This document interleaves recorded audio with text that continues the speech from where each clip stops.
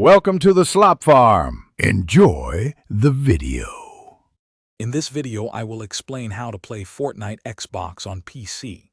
First, ensure your personal computer meets the minimum system requirements for the Xbox application, which typically includes a modern operating system like Windows 10 or Windows 11 and a reliable internet connection. You will primarily use cloud streaming services, so a stable network is crucial for an enjoyable experience. We will explore how to set up everything you need. Your next step involves downloading the free Xbox application from the Microsoft Store onto your personal computer.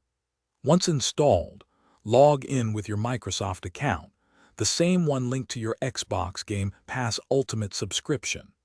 This subscription is essential, as it grants you access to Xbox Cloud Gaming, which allows you to stream Fortnite directly to your device without needing to install the game itself. It is a fantastic way to enjoy your games anywhere. To play Fortnite, you will definitely want your Xbox controller. You can connect it to your personal computer in one of two main ways. For a stable, low-latency connection, use a USB-C cable.